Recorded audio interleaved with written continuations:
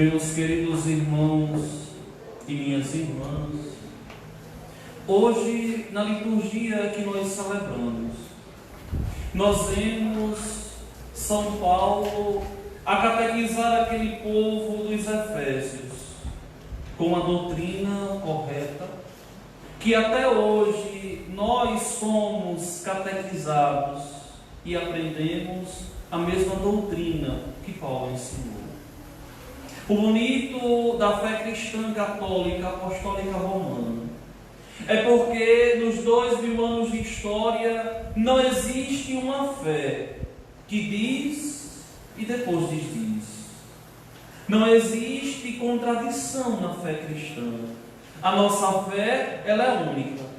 E aquilo que os discípulos e os apóstolos imediatos de nosso Senhor acreditavam, celebravam e viviam, nós hoje, 2000 anos depois, continuamos acreditando, celebrando e vivendo.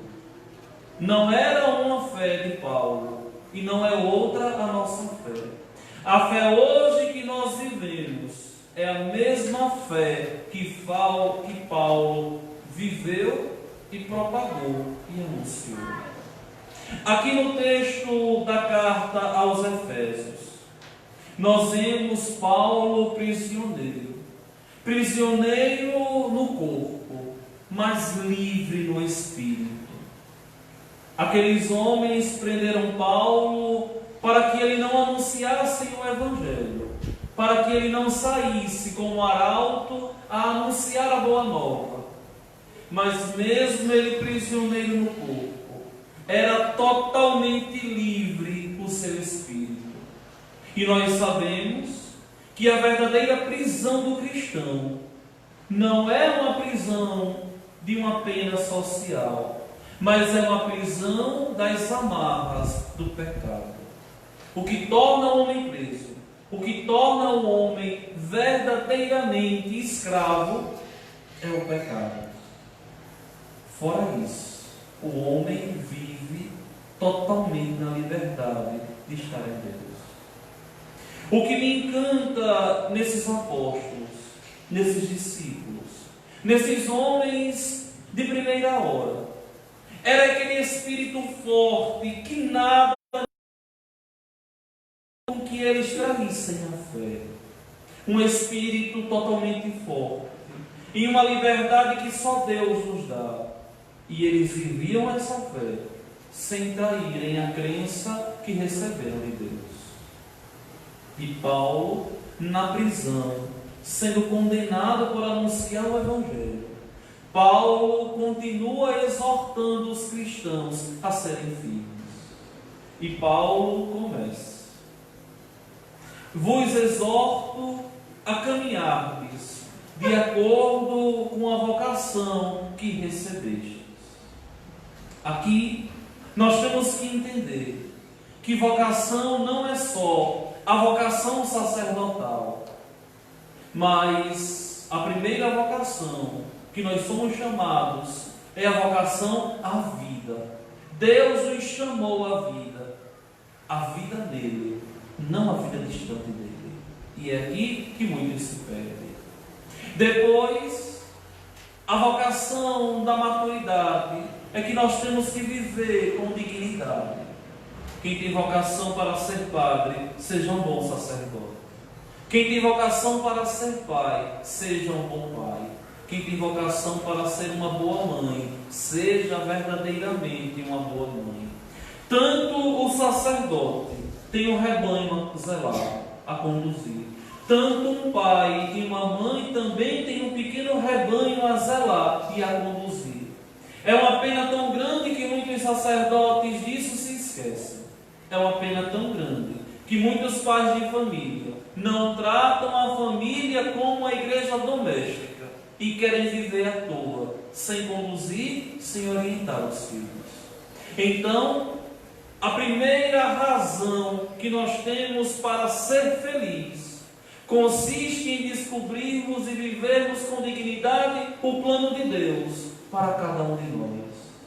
E descobrindo a razão pela qual Deus nos deu a vida, nós seremos felizes.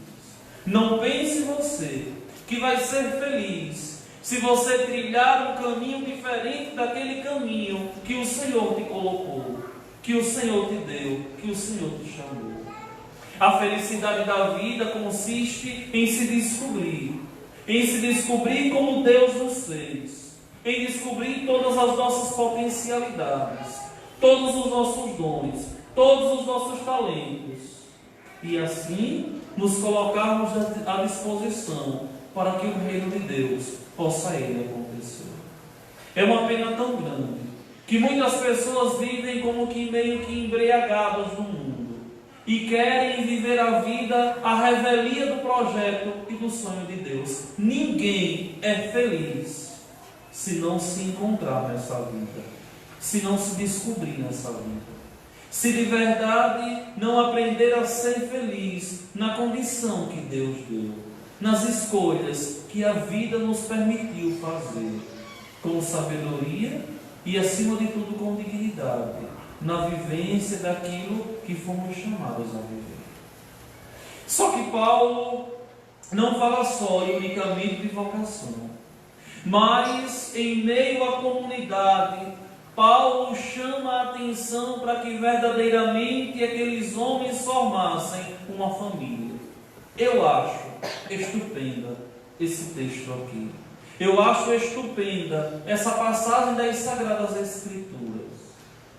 Quando eu fui uma vez pregar um retiro para umas irmãs, eu usei esse texto aqui, em um ambiente de convento, e ali pregando o retiro para elas. Teve uma que me dizia assim: mas padre, eu nunca tinha pensado que eu tenho que ir aqui dentro ser verdadeiramente uma presença de Deus.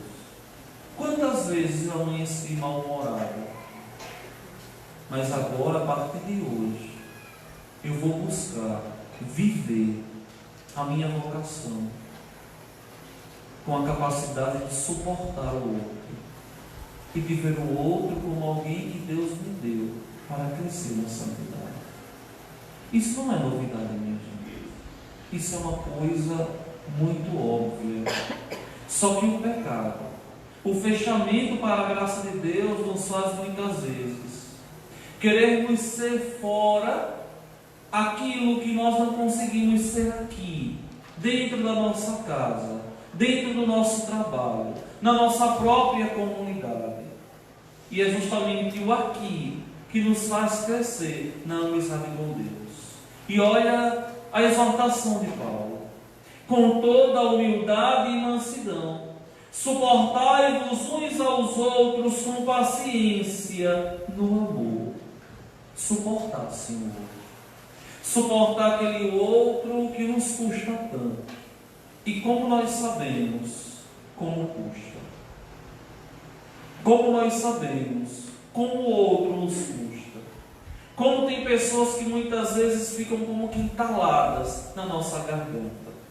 E a gente, com um jeitinho, tem que ir aprendendo a conviver, a suportar o outro e dar tempo para que o outro amadureça, para que o outro cresça, para que o outro de verdade comece a ver a vida com um olhar espiritual, com um olhar totalmente de alguém que encontrou a Jesus e descobriu o sentido da vida. Suportar o outro não deve ser para nós de modo algum um peso, mas deve ser para nós um motivo de crescimento. Olha, minha gente, eu estou com vocês aqui já há 9 anos e 8 meses.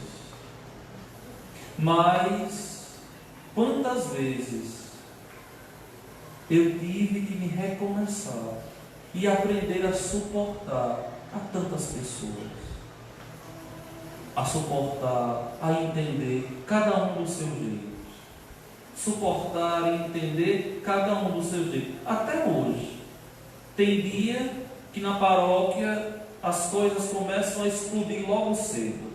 É 8 horas da manhã, chega um reclama, é 8h30, chega outro, eu digo, hoje o dia promete.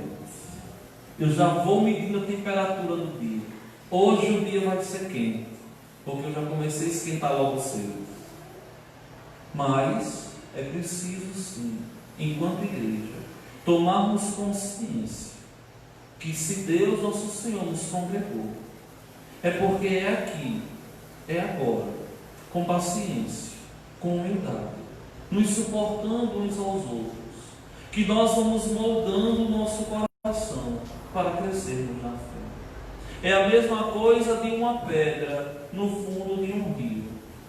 Vejam como a pedra no fundo do rio, ela é uma pedra bonita, não tem nenhuma aresta, é uma pedra totalmente lisinha. Por quê? Porque de tanto a água jogar uma pedra batendo na outra, elas vão como que se amaciando. E a gente conhece uma pedra de rio porque ela é ali todinha amaciada. O tempo faz com que ela fique diferente. O cristão, dentro da igreja, é a mesma coisa. A gente vai moldando o nosso coração. A gente vai se suportando uns aos outros. Suportar no amor, não com ódio. Suportando no amor e fazendo a igreja de Deus crescer. E o bonito é porque Paulo ele diz assim: aplicai-vos a guardar a unidade do Espírito pelo vínculo da paz. Que unidade é essa do Espírito? É a unidade da Trindade Santa. O Pai, o Filho e o Espírito Santo são 3 pessoas. Mas aquela unidade ali é indivisível, como diz a Santa Liturgia na solenidade da Santíssima Trindade.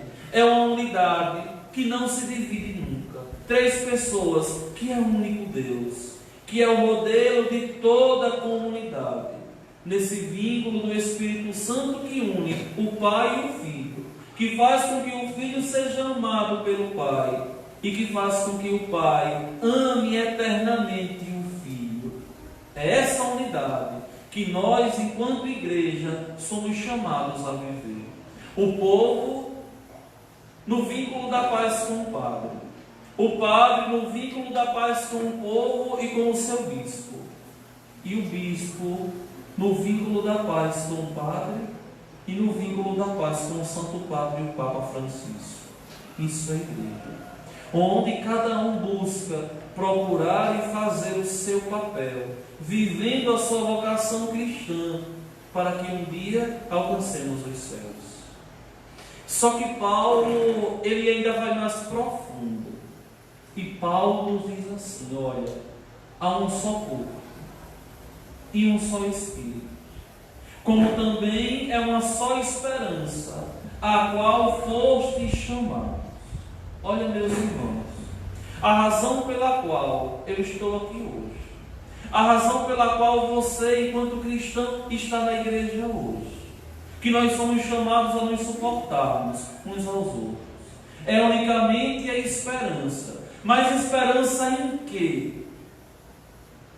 A esperança de que um dia, da mesma forma que nós nos encontramos aqui, nós nos encontraremos nos céus.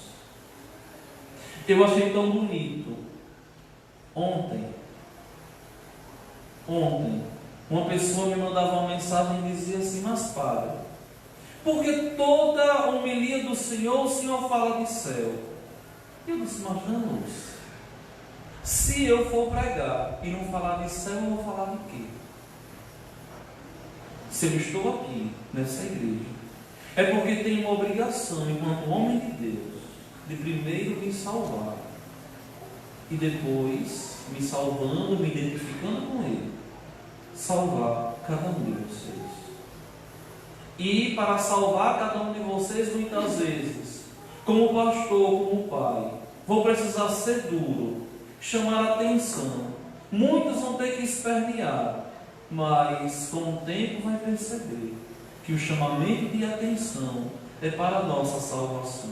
Não posso eu ser infiel àquilo que Ele me pede, e não pode ser você desobediente àquilo que a Santa Mãe Igreja através de mim como pastor, me pede para converter e chamar vocês à vida. É formarmos de verdade um só corpo. Que corpo é esse? É o corpo de Cristo, onde a dor de um é a dor do outro, a alegria de um é a alegria do outro, onde a dificuldade de um são as barreiras que todos devem enfrentar. Infelizmente, nós vivemos no século XXI, onde o individualismo vem tomar conta de muitos de nós, pelo relativismo que vivemos, onde muitas vezes cada um só quer pensar em si e não quer pensar no bem comum, onde cada um só quer pensar no próprio umbigo. Se eu estou bem, está ótimo. Não é assim não. Todos nós, enquanto cristãos, temos a obrigação de olharmos uns aos outros, de zelarmos uns dos outros, de amarmos todos, para que formemos um só corpo. Esse um só corpo que nós formamos nos faz verdadeiramente vivermos em um só Espírito.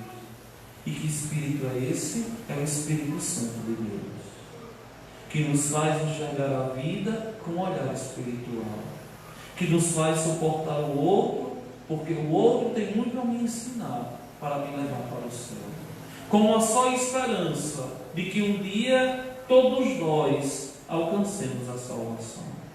E o mais bonito é porque Paulo não fica só aqui de modo algum na virtude da esperança e na unidade da Trindade, não. Mas Paulo nos exorta a vivermos de verdade em uma só fé. Há um só Senhor, um só Deus. E é aqui que muitos se perdem, dizendo assim: Deus está em todo lugar. Se só há um Deus, também só há uma doutrina. Não pode existir de forma alguma doutrinas diferentes, mas uma só doutrina. Isso aqui é muito simples e muito fácil de entender e perceber. Não precisa ir pelas Sagradas Escrituras, basta ir pela história e você vai ver que a Igreja Católica ela está de pé desde que nosso Senhor veio.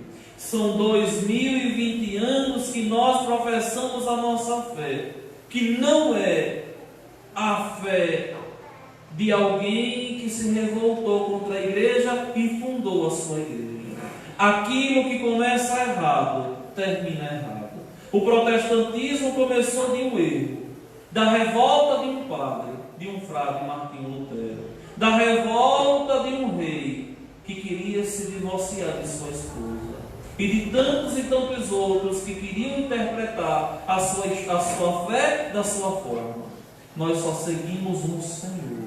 E esse Senhor que nós seguimos nos deixou uma igreja que é católica. E esse Senhor que nós seguimos nos deixou uma fé. Olha que coisa.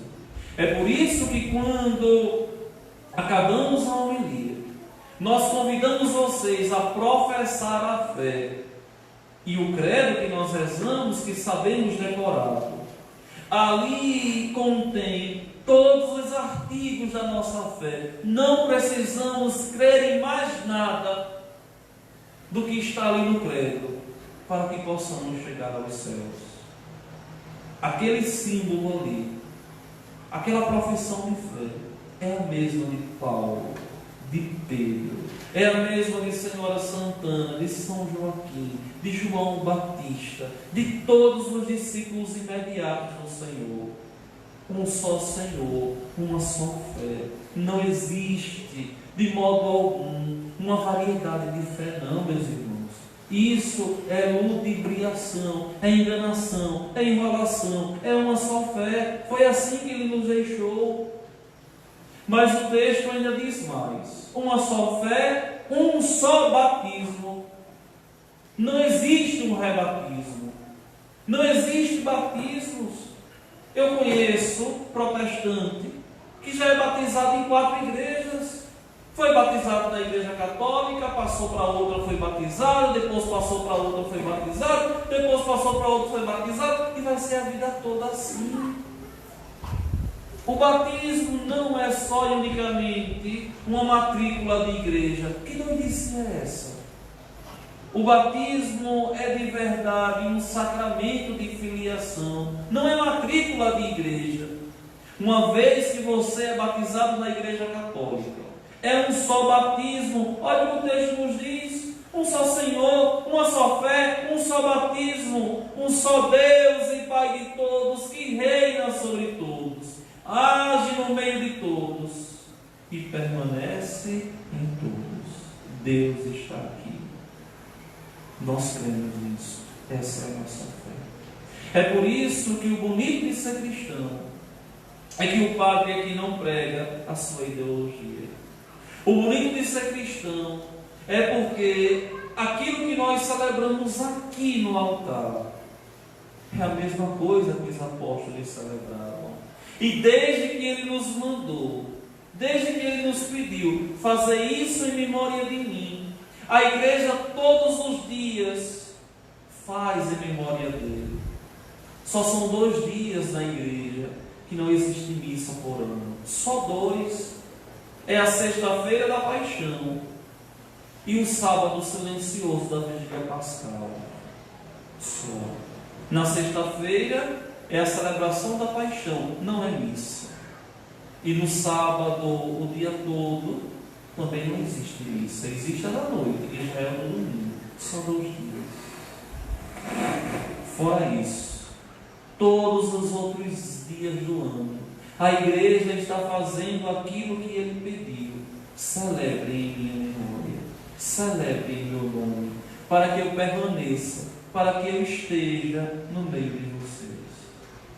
Meus queridos irmãos e minhas irmãs, é preciso verdadeiramente vivermos essa fé, interpretarmos com dignidade aquilo que a igreja nos anuncia, aquilo que o Evangelho nos convida a viver.